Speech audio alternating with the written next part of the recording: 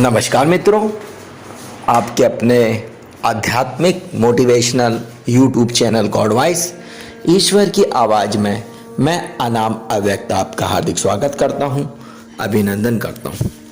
मित्रों, अगर आप भी आत्मा का अनुभव करना चाहते हैं, परमात्मा को अपने भीतर पाना चाहते हैं, तो हमारे सहज ध्यान योग को प्रतिदिन 15 मिनट अवश्य करिए। अगर आप हमारे सहज ध्यान योग को प्रतिदिन 15 मिनट अवश्य करते हैं तो मेरा दावा है कि आपका शरीर स्वस्थ हो जाएगा, आपका मन निर्मल हो जाएगा, आपके विचार शुभ हो जाएंगे, आपकी भावनाएं कल्याणकारी हो जाएगी, आपकी ऊर्जा ऊर्ध्वगामी हो जाएगी, आप अपनी आत्मा में स्थित हो जाएंगे और परमात्मा आप में उतर आएगा। मित्रों, इस चैनल का उद्देश्य आपको कुछ सिखाना, समझाना या बतलाना नहीं है, वरन इस चैनल का एकमात्र उद्देश्य आपको आपकी आत्मा में जगाना है। तेरा साहित्य तुझ में है, जाग सके तो जाग। आज निधि ने मुझसे एक प्रश्न किया है कि आपको परमात्मा की अनुभूति कैसे हुई या परमात्मा को आपने अपने भीतर कैसे पाया।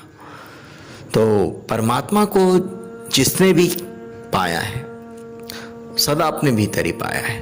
परमात्मा आपके भीतर है और भीतर ही मिलता है। परमात्मा किन्हीं मंदिरों में, मस्जिदों में या कोई बाह्य स्थान पर नहीं है।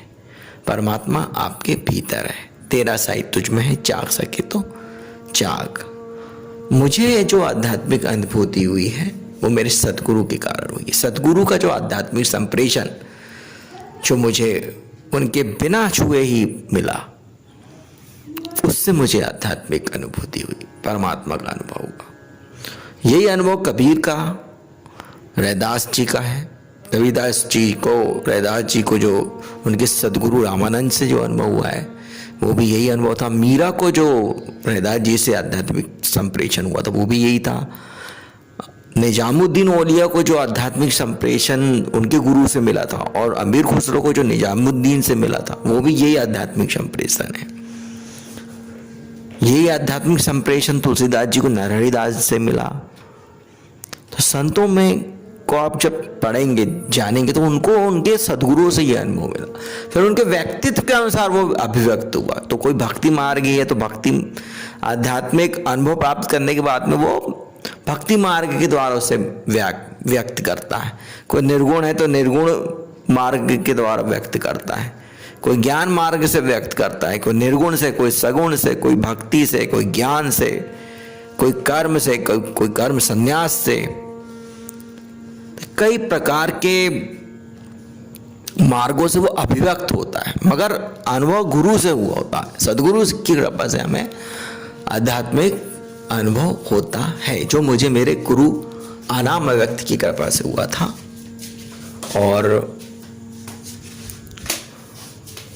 उन्हों की कृपा से ही आज मैं आपके सामने यहाँ बोल पा रहा हूँ आध्यात्मिक वाणी।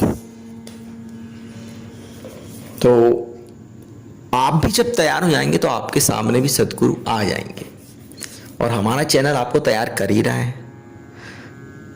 तो आपको भी आध्यात्मिक अनुभव होगा, आप भी परमात्मा को अपने भीतर ही पा लेंगे।